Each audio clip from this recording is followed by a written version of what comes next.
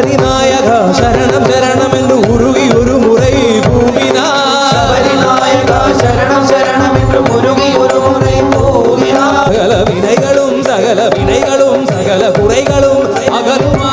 சகல வினைகளும் சகல குறைகளும் சகல குறைகளும் அகலுமா. சுவாமியே சரணம்